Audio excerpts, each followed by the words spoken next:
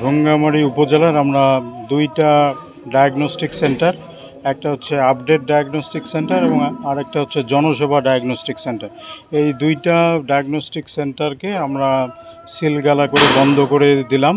তাদের অভিযোগ যে ওনারা অনেক আগে 5-6 বছর আগে লাইসেন্স করেছেন, কিন্তু পরবর্তীতে লাইসেন্স নবায়ন করার কোনো উদ্যোগ গ্রহণ করেন নাই। আমরা অনেকবার তাগিদ দেওয়ার পরেও ওনারা কোনো উদ্যোগ নেননি। ওনাদের কাছে আসলে ওনারা বলেন পরিবেশের ছাড়পত্র নাই, কিন্তু আমরা পরিবেশ অধিদপ্তরেও খোঁজ নিয়েছি বা সেখান থেকে তথ্য নিয়েছি যে তাদের কোনো ওই ধরনের কোনো ফাইল বা আবেদন পরিবেশ অধিদপ্তরেও নাই। তো এই সমস্ত অভিযোগের কারণে আমরা তাদেরকে বন্ধ করে দিয়েছি। পরবর্তী পদক্ষেপ গ্রহণ না করা পর্যন্ত এই সমস্ত ডায়াগনস্টিক সেন্টার বন্ধ থাকবে।